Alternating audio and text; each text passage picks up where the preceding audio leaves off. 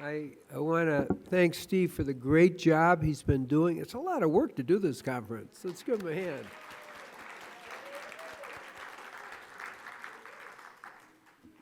What we're going to look at today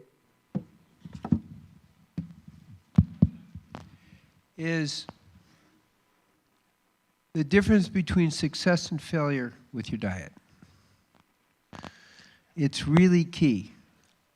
I see when people have the intent, loving themselves enough to heal themselves, of a 99% success rate in following the 100% vegan, at least 80% live food diet. So you're going to get the secret to how that works.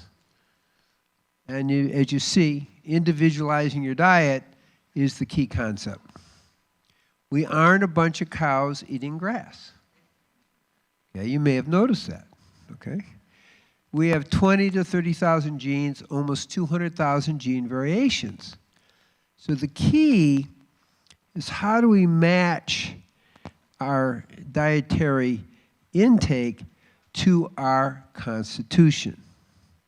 A few years ago, some research at Stanford came out and showed that on chromosome 19, it indicates how much carbohydrate, how much protein, how much fat we need to take in. Validating what I've seen over the years. Because the idea is, how do we make people successful? And I'll point out that many of you have been told, oh, a high complex carbohydrate, low fat, low protein diet is the way to go. And it's true for 30% of the population. The other 70% need more protein. And that's key. And you'll see the physiology. I just want you to get the big picture. And I was surprised to hear, where people publicly admitted, some of the people pushing the high complex carbohydrate, low fat, low protein diet, that they're eating fish once a week. Okay. Besides, fish fat actually kills your beta cells. That's not the point. The fact is, sticking to a theory is not what we want to do. We want to stick to the reality of who we are. That's where the success comes from. So that's why the key of this lecture is, how do we individualize our diet? Now, how many people had a chance to fill out the form of fast slow oxidizers? Raise your hand. We put it out the last few days.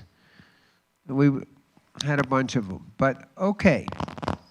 Anyway, there's a survey you can do. But I'll give you the key when we get to it. Okay? Because it's really important to know whether your person needs more protein or less protein. The range, and it's called the Mtor Pathway, small m, then capital T, capital O, capital R, is 35 to 70 grams of protein.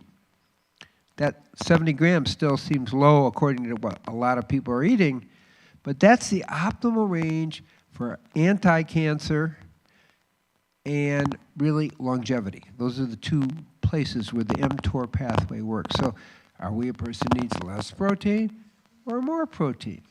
Those are the kinds of questions that really give us success in the bigger picture. So let me just see here. Okay.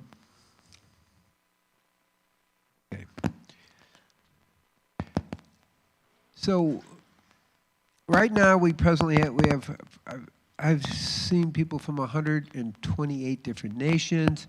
We have programs. It says 112. It's actually about 120, and people from about really 18 countries. It says 13. So I have a chance to have a whole better. Thank you. Now that's better. I like that. You see, that microphone was very vata. You'll understand in a minute.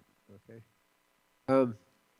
So I have had a chance to see people from all over the world. So I have also, I'm going to say, a cross-cultural point of view.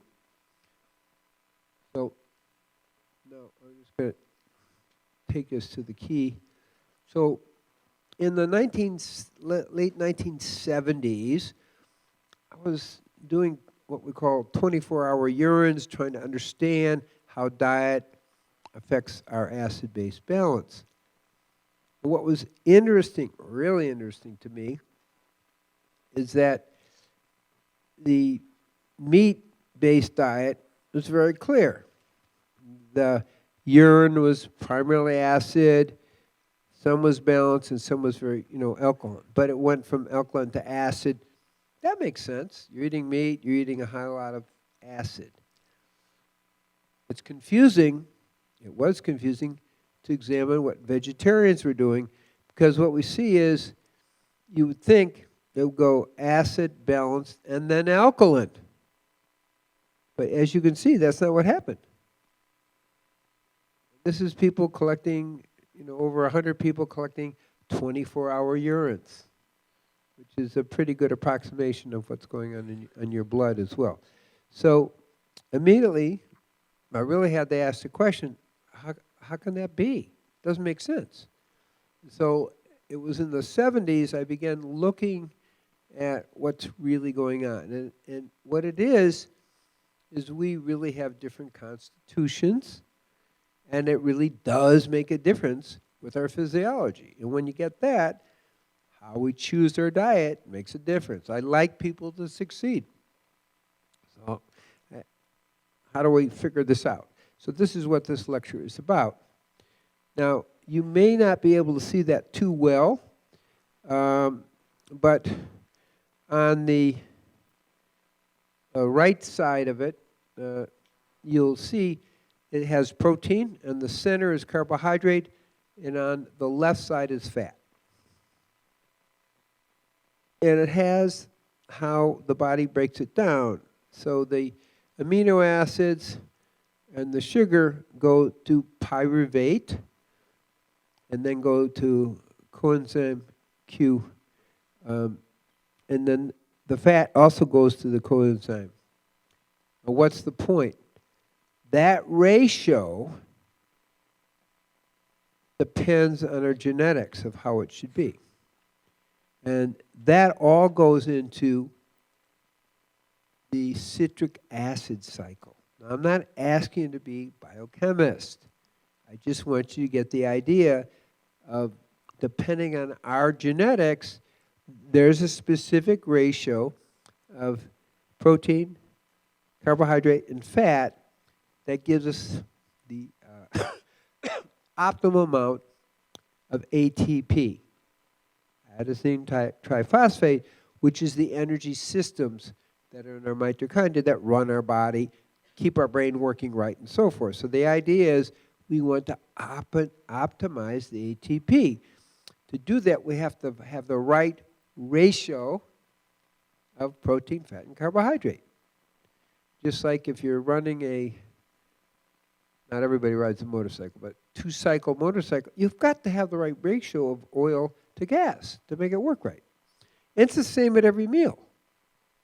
You can't eat a big protein diet, meal at one point and then have a carbohydrate at another. The ratio needs to be the same to make the optimal ATP. That's really the big kind of a message that we want to get here. Now, this is more of the cycle, and that's acetylcholine is where they all go to. And that lower circle is how we make ATP, called the citric acid cycle.